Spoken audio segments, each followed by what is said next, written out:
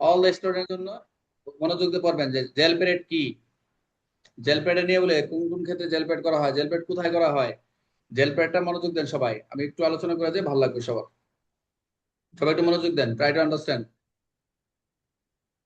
এই জেল প্যাডটা হচ্ছে যাদেরকে মুক্তি দেওয়া হবে, আই রিপিট, যাদেরকে মুক্তি দেওয়া হবে এমন অপরাধীদের পুলিশের অফিসের সাথে পরিচিত হওয়ার জন্য জেল হাজতের ভিতরে প্রত্যেক রবিবারে যে প্যারেড অনুষ্ঠিত হয় তাকে জেল প্যাড বলা হয়।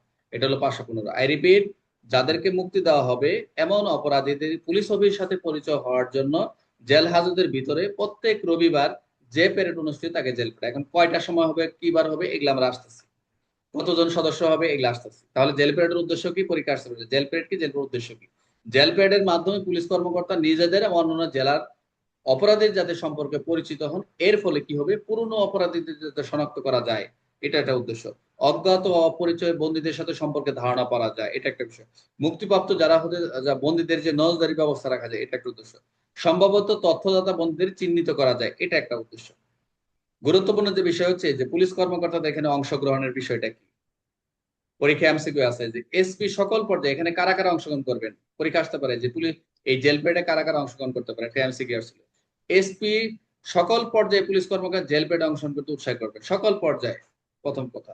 তারপর প্যাডে অংশগ্রহণ সর্বোচ্চ 20 জন পুলিশ সদস্য থাকতে পারবেন। সর্বোচ্চ কতজন বলছে, 20 জন পুলিশ সদস্য থাকতে পারবেন। কনস্টেবলদের এর অন্তর্ভুক্ত করতে হবে।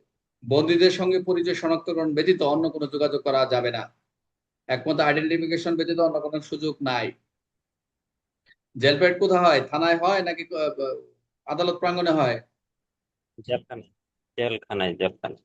আর টে- এই টেস্ট অফ আইডেন্টিফিকেশন কোথায় হয়, জেলখানায় না থানায় না SP office? TI parade, TI parade. এখন মাথা ঘুরবে সবার, এখন উত্তর কেউ দিবে না, এখন স্যারে কি কই বইল, আমি জানি তো। এখন যদি জেলখানায় কই, হ্যাঁ এখানে বেশ লাগবে, আচ্ছা থাক, এর মাত্রা নষ্ট করলাম না, এই যেখানে আছে থাকি। প্যারেডের সময়, প্যারেডের সময়টা কি হবে, যারা যারা উপস্থিত রয়েছেন এখানে আসছেন, প্রতি রবিবার সকাল প্যারেড অনুষ্ঠিত হবে এবং প্যারেডের অন্তর্ভুক্ত কি থাকবে, এবং গত সপ্তাহে পিয়ার করা বন্দী আগামী সপ্তাহে মুক্তি পাবে এমন পিয়ার বন্দী দেখছেন, প্যারেডে অন্তর্ভুক্ত করা হবে। গত সপ্তাহে পিয়ার করা বন্দী যারা গত সপ্তাহে পিয়ার অন্তর্ভুক্ত ইনক্লুড হয়েছে, দেন আগামী অর্থাৎ টুমোরো মানে ভবিষ্যতে এদেরকে মুক্তি পাবে পিয়ারে বন্দী, এদেরকে অন্তর্ভুক্ত করবে। জেল প্যারেড, মনোযোগ দেন, জেল প্যারেডটা স্ট্রাকচারটা কি হবে, শনিবার বিকেলে বিপি ফ্রম আর একদিন আগে অর্থাৎ 97 এর রিপোর্ট প্রস্তুত করতে হবে। প্রস্তুত করবেন একজন এএসআই, এটা ভেরি ইম্পর্টেন্ট, পরীক্ষা এমসিকিউ। এটা প্রস্তুত করবেন কি, একজন এএসআই, তিনি জেল রেজিস্টার, পিআর স্লিপে ইত্যাদি পরীক্ষা করবেন ভালো করে। পরবর্তী সপ্তাহে মুক্তি হবে যারা হবেন ক্রিমিনাল ট্রাইবস অথবা যাই থাকলো, যারা মুক্তি হবে তাদেরকে নিকটস্থ থানায় জানাবেন যে এই এরা হচ্ছে মুক্তি পাচ্ছে। ঘটনার সময় উপস্থিত সময় কারা কারা থাকবে, দায়িত্বরত কর্মকর্তা থাকবে, সকাল 7টা 30 উপস্থিত হবে। যারা দায়িত্বে থাকবেন তারা সকাল 7টা 30 জেলে উপস্থিত থাকবে। প্যারেড শুরু হবে 8টায়। যদি আপনি এভাবে লেখেন যে এই টাইম সব মিলে যদি লিখতে পারেন প্যারেড, জেল প্যারেডের সংখ্যাটা আরো ভালো, কোনো সমস্যা নেই। আমি ভেঙে ভেঙে দিচ্ছি যাতে আপনার এই পুরো এই যে 400 515 দেখেন, আপনার মেন বই খুললে মাথা ঘুরাবে। এখন পার্ট পার্ট করে ভেঙে ভেঙে দিচ্ছি যে আপনার পড়তে যাতে ভালো লাগে। তাহলে দায়িত্বরত কর্মকর্তা সকাল 7টা 30 উপস্থিত হবে।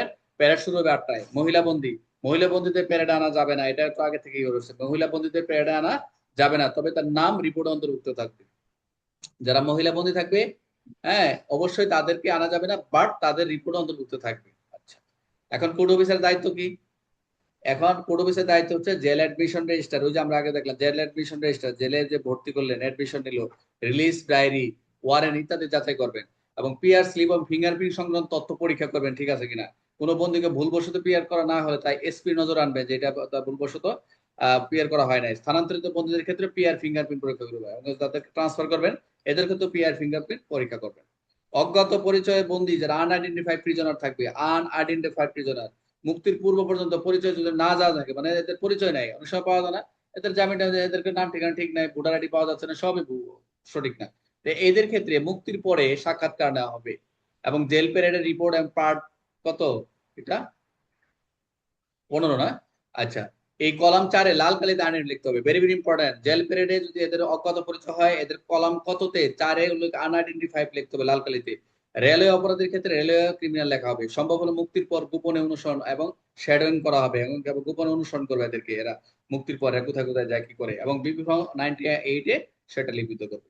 রিপোর্ট উপস্থাপন যা যা তখন জেল প্যাড হলো প্রতি সোমবার রবিবারে কেউ জেল প্যাড প্রতি সোমবার জেল প্যাড রিপোর্ট এসপি নিকট উপস্থাপন করতে হবে। পরীক্ষা আসতে পারে যে এই জেল প্যাড রিপোর্টটা কোথায় উপস্থাপন করতে হবে? প্রতি সোমবার এসপি নিকট, এসপি নির্দেশে বাস্তবায়নের পর পুনরায় রিপোর্ট দেখাতে হবে। এখন জেল প্যাড রেলওয়ে ক্রিমিনাল ক্ষেত্রে পার্ট এই যেটা দেখলাম 4 এক্সট্রাক্ট রেলওয়ে পুলিশ সুপারিনটেন্ডেন্টের নিকট পাঠাতে হবে। ওটা 4 হবে, আমরা 15 বলছি কেন? যে যে থানা থেকে বিচারার্থ পাঠানো হয়েছিল তার নাম উল্লেখ করতে হবে। এবং এখানে সিআইডি রিপোর্ট প্রতি সোমবার code officer criminal intelligence bureau CID কে এই পার্ট 1 2 3 4 এক্সট্রাক্ট পাঠাবেন। এটা করে পাঠাবেন। কোথায় পাঠাবেন? সিআইডি তে পাঠাবেন, কারণ হচ্ছে এটা সিআই ক্রিমিনাল ইন্টেলিজেন্স রিপোর্ট করার জন্য, ইন্টেলিজেন্স করার জন্য।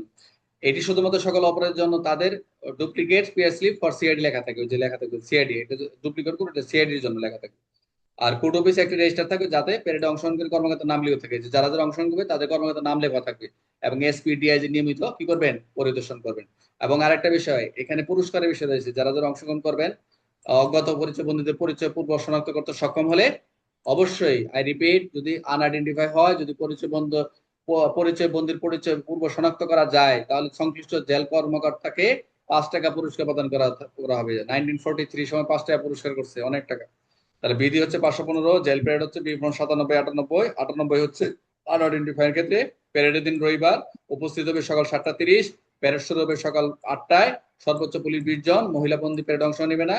সর্বশেষ পুরস্কার দিবে 5 টাকা। ক্লিয়ার সবার? একদম সঙ্গে করে দিচ্ছি।